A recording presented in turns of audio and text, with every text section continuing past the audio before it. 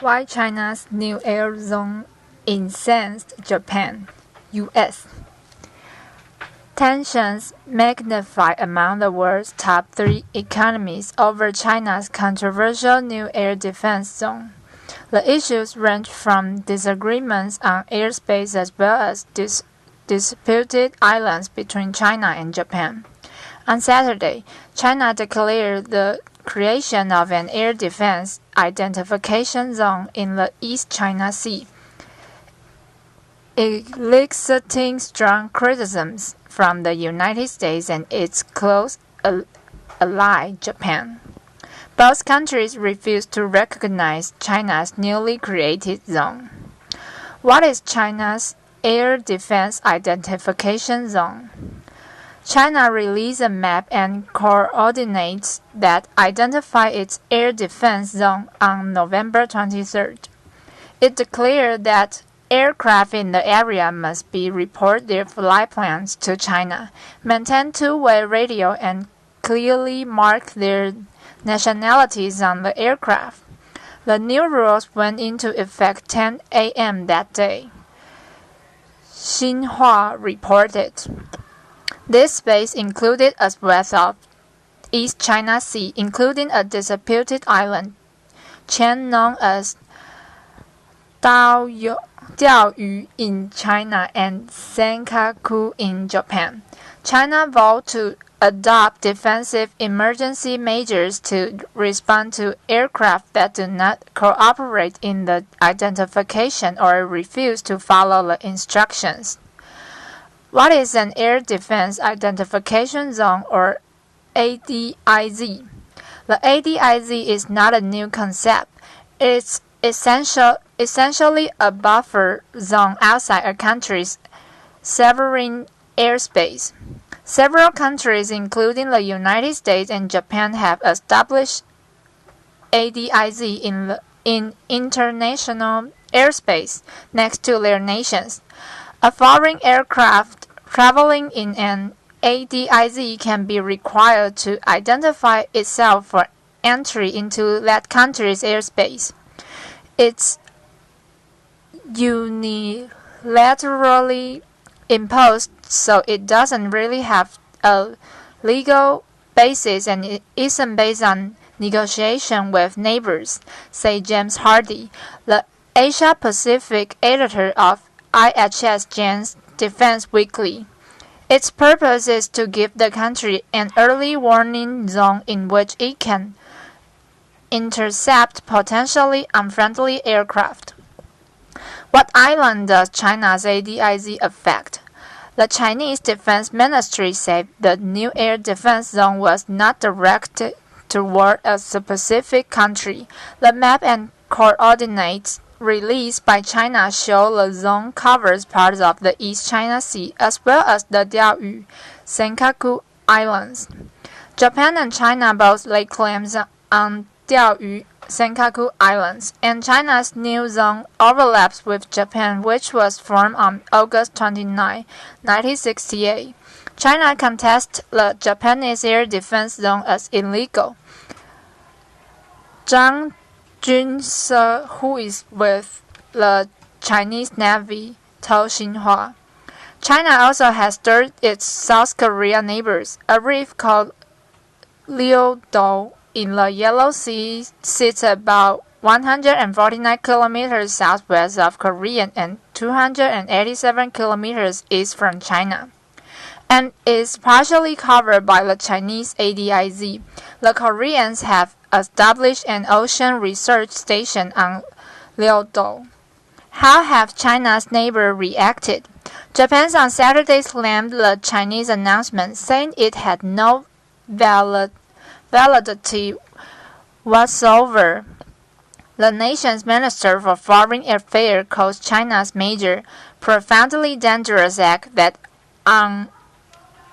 unilaterally changed the status quo in the East China Sea, escalating the situation, and that may cause unintended consequences. In South Korea, the nation's defense ministry spokesman Kim so say the country's jurisdictions over Liu Do remains unchanged. China has unilaterally set up its ADIZ, Kim said. He said it overlaps with Korea's jurisdiction. The Korean government would fly over such areas without informing the Chinese side, he added. Sounds like an Asia conflict, so why is the U.S. involved? The United States interprets the ADIZ differently than China. As stated in Xinhua, China's new aircraft identification rules don't distinguish between aircraft flying through the zone with no intention of flying into China's airspace and those that do. The Center for Strategic and International Studies point out, this is not how the United States interprets the ADIZ, as stated by U.S. Secretary of State John Kerry on November 23rd. The United States does not apply its ADIZ procedures to foreign not intending to enter U.S. national airspace. We urge China not to implement its threat to take action against aircraft that do not identify themselves or obey orders from Beijing. The United States has said it won't recognize the zone, nor China's call the aircraft entering it identify themselves and file flight plans. Freedom of overflight and other internationally lawful uses of sea and airspace are essential to prosperity, stability, and security in the Pacific. We don't support efforts by any state to apply its ADIZ procedures to foreign aircraft, not intending to enter its national airspace. To the United States, the newly formed air zone becomes more than an island dispute between China and its longtime ally, Japan, but a controversy over international airspace. The U.S. is very concerned with freedom of navigation, whether that be sea or sky, said Greg Wardron, Asia managing editor of Flight Global, an aviation and aerospace industry's news site. What are countries doing in response to the new zone? After the United States thoroughly expressed its displeasure with China's ADIZ, two U.S. military aircraft flew into the newly claimed air defense zone without notifying China. The flight came just 2 days after China's announcement to its new zone. Meanwhile, a flurry of strong words have been exchanged amongst various countries. The United States warning that the zone heightens the risk of misunderstanding and miscalculation drew a sharp Chinese rebuke, calling the U.S. remarks irresponsible. U.S. China claims of air rights over disputed island creates risk of incident.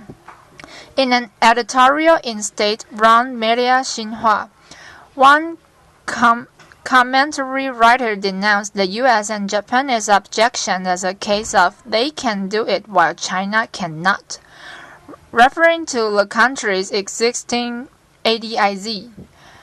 South Korea and China defense officials are expected to hold talks this week regarding the overlapping ADIZ that includes Liu Do. Are commercial flights effects in China's new air defense zone? As defined by China's announcement, the air defense zone's requirements appear to apply all aircraft, but details are murky. Such plans are probably not required from the legal perspective to notify China, but it might be a good idea from a safety perspective, said Wardron. In the meantime, Japanese airliners, All Nippon Airways and Japan Airlines announced Wednesday that would not submit flight plans for their flight through the affected areas. Back to the islands. Why have Diaoyu Senkaku Islands been so contentious? China says its claims on the islands extend back to 1400, which was used as a staging point for Chinese fishermen. Japan says it saw no trace of Chinese control of the islands in an 1885 survey, so formally recognized them as Japanese sovereign territory in 1895. Japan then sold the islands in 1932 to descendants of the original settlers. The Japanese surrendered at the end of World War II in 1945. Only served it cloud the issue further. The islands were administered by the U.S. occupation force after the war, but in 1972, Washington returned them to Japan as part of its withdrawal from Okinawa. According to Xinhua, China and Japan agreed in 1978 to put the issue aside and solve it in the future. The dispute intensified last year as protests erupted in China after Japan announced it had bought several of disputed islands from private Japanese owners. Anti-Japanese demonstrations turned violent as protesters hurled bottles at the Japanese embassy in Beijing, overturned Japanese cars, ransacked Japanese stores and restaurants.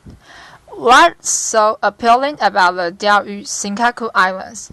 It's uninhabited and may look like a bunch of rocks, but ownership of the islands would allow for exclusive oil, mineral, and fishing rights in surrounding waters. And next is about Mexico. Teen hitman freed, sent to U.S.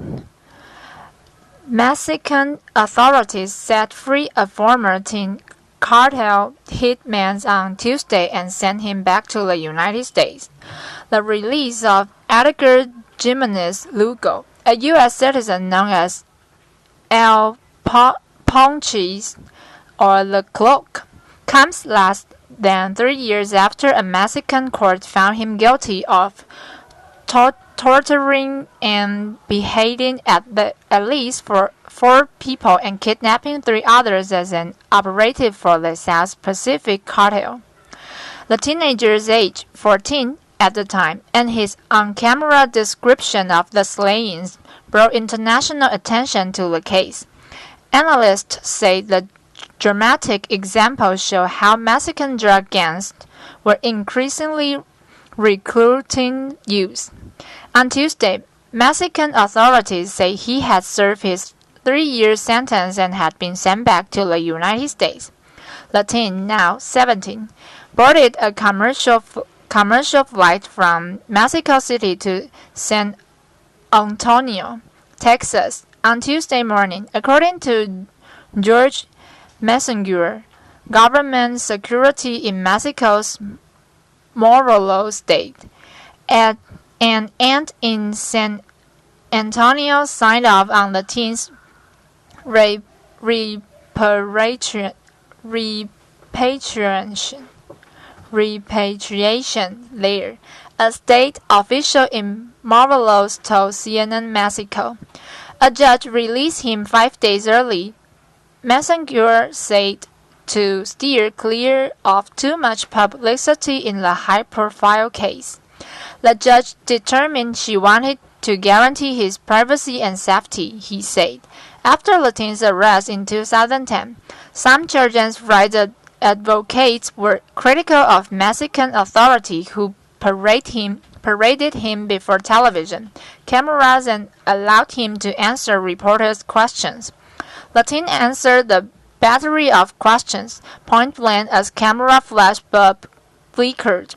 Troops standing beside him wore masks to hide their faces, but the teen's face was clearly visible. I slit their throats, he said, describing what he said was the killing of 4 people. with his hand shoved into the pockets of his cargo pants. The teen told reporters that he was paid weekly in dollars and pesos, but in answering questions about whether he knew what he was doing when he allegedly participated in the killings, the teen said he was under the influence of drugs and unaware of his actions. The teen told reporters a cartel leader threatened him. "I either work or he'll kill me," he said. On Tuesday, Mexican officials said that had been working with the teen to rehabilitate him. "We did not wait until 2 weeks before he exited to work with him. We have been working with him all the time on the therapeutic aspect and saw results. But we cannot assure that it is a complete rehabilitation because the time to work with him was limited," said Ana Varenia Perez Gomes, president of a court for adolescents in Morelos. "Really, the 3 years of imprisonment are not enough to achieve a complete reintegration." Perez said the teen would continue rehabilitation in the United States. "We think that we did the best we could with him, and the idea is that he can expect to have a better life in a different country, in his country of origin, when he gets the support that he needs, in an environment of understanding and of boundaries, and not of discrimination, where they can help him to return a productive life," she told reporters, according to the Mexico state-run Notimex news agency. Rosalia Martinez de Leon, another judicial official, stressed that the teen was no longer serving time. "He is a minor who is requesting a return to his country of origin, and so he is owed all the due protection so that he can find the best place to continue," he said. And next, police: Florida woman kills daughter holding baby, mistook her for boyfriend. A Florida woman allegedly shot her daughter to death Monday night because she thought the person knocking on her door was the boyfriend she had just fought, police say Tuesday. Witnesses told police that they heard a gunshot and saw Adele Bean cradling Ruby Bean, 25, in her arms, crying, "Baby girl, don't die." "How could I look my grandkids in their face and say I killed their mother?"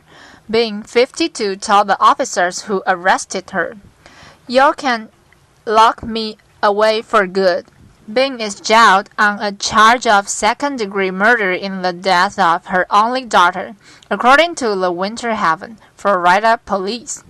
The mother also faces a charge of child abuse without great bodily harm because her daughter was holding her 4-month-old baby, the shooting suspect's granddaughter, in her arms when the shot was fired.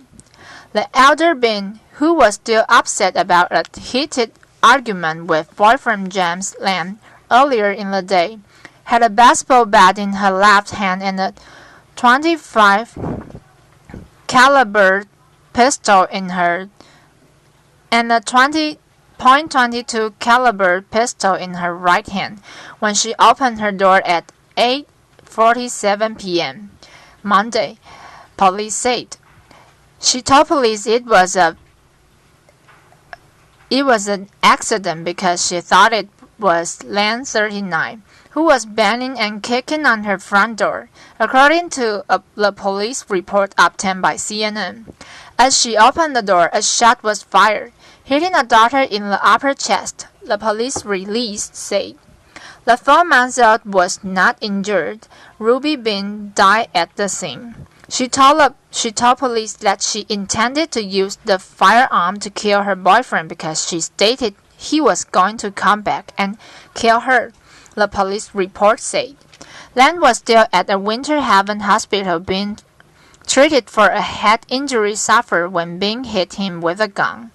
A police statement said police officers were at the emergency room interviewing Lan when the call came in about a shooting at the Bing residence. Bing is being held in the Polk Country for Ryda jail. And next, Scotland independence plan shows position of strength. Government says an independent Scotland would retain Queen Elizabeth II as head of state, keep the pound sterling currency, and remain within the European Union, according to a policy document presented by Scotland's devolved government Tuesday. The release of the draft plan, known as a white paper, comes ahead of next year's referendum on independence from the United Kingdom of Great Britain and Northern Ireland. The September 18, 2014 referendum will allow Scots a straight yes or no vote on staying in the Union. If they vote yes, the country's first independence election will be held on May 5, 2016, according to the white paper. Releasing the Scotland's Future document in Glasgow, Scotland's First Minister and Scottish National Party (SNP) leader Alex Salmond said Scotland's future is in Scotland's hands. The white paper is the most detailed blueprint that any people have ever been offered anywhere in the world as a basis for becoming an independent country, he said.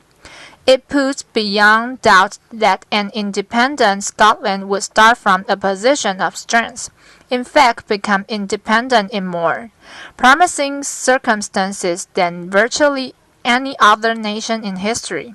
The Better Together campaign leader and former British Finance Minister Alistair Darling said it was a fantasy to say Scotland would leave the UK but keep all the benefits of UK membership. The white paper is a work of fiction.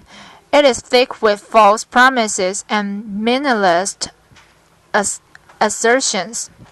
Instead of a credible and costed plan, we have a wish list of political promises without any answers on how Alex Salmond would pay for them, the Scottish lawmaker said. In his presentation, Salmond highlighted what he said was Scotland's underlying economic strength. An independent Scotland could have the 8th highest economic output and the 10th highest national income per head of population in the whole of the developed world, he said. The plan says over the past 32 years, Scotland has continued more tax per head of population than the UK as a whole, and on independence would continue to have healthier public finances than the UK. But the country would retain the pound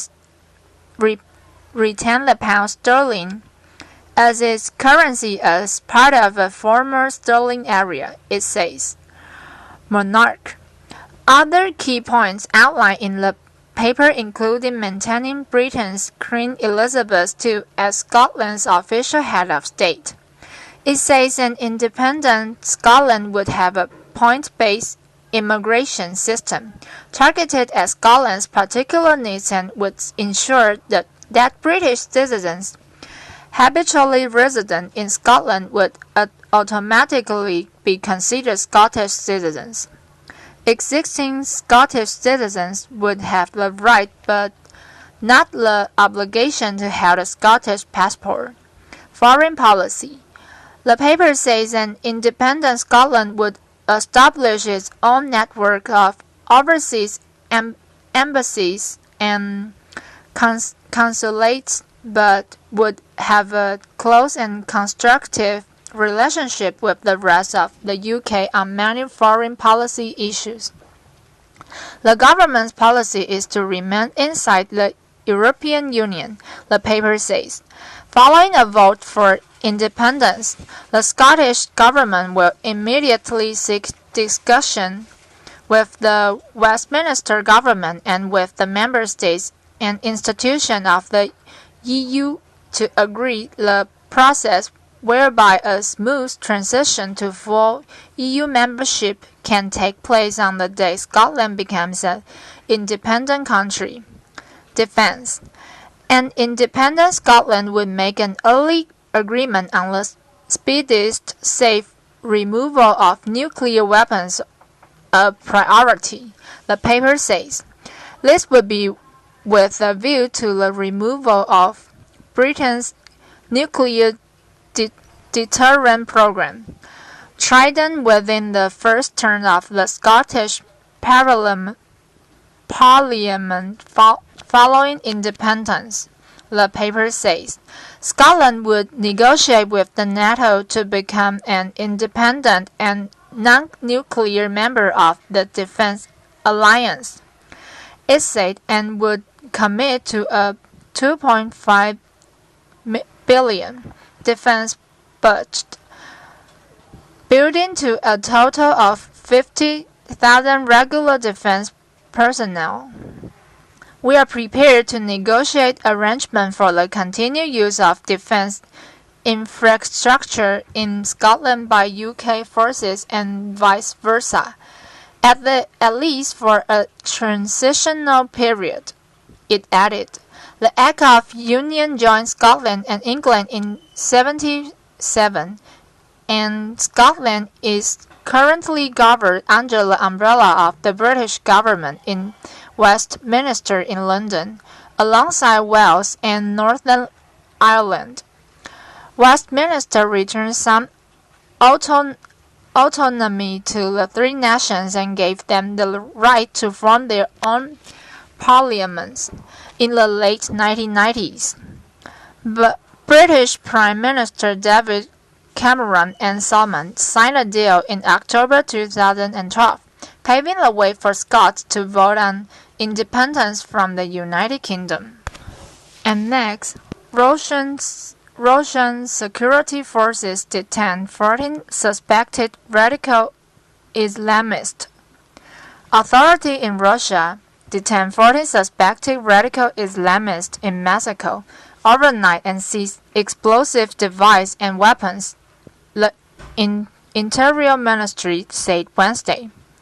Those detained are suspected of belonging to Takfir Wal-Hydra, a radical Islamist group that has its roots in Egypt. Police and officers from the FSB State Security Service found 3 homemade explosive devices, along with detonators, guns, grenades, bullets, and extremist literature, the media office for the Interior Ministry said. The group had been founding its activities by conducting general crimes, it said. No information was available on whether the group may have been planning a terrorist attack, the ministry said.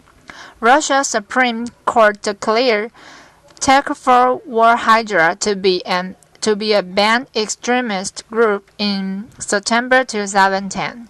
Criminal case. In a statement, the Interior Ministry said an investigation is underway and a criminal case is to be opened.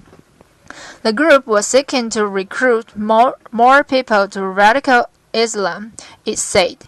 We established that one of the detainees had been studying Islam in Arabic countries for a long time and then came to Mexico, the statement said. The suspects form a group with 15 members, including citizens of the countries of Turkmenistan, Uzbekistan, and Dagestan, as well as the Russian republics of Chinchilla, Ingusha, and Kalmykia. It said there are also 2 converts from Mexico and Russia's Belgorod region. The authorities' search operation revealed the group is involved in a series of crimes, theft, assault, and other crimes including the spread of forbidden agents, drugs, and smoking mixtures, the statement said. Earlier this month, a Russian man was arrested on suspicion of recruiting young women to join Tekfir War Hijra state news agency, ITAR-TASS reported.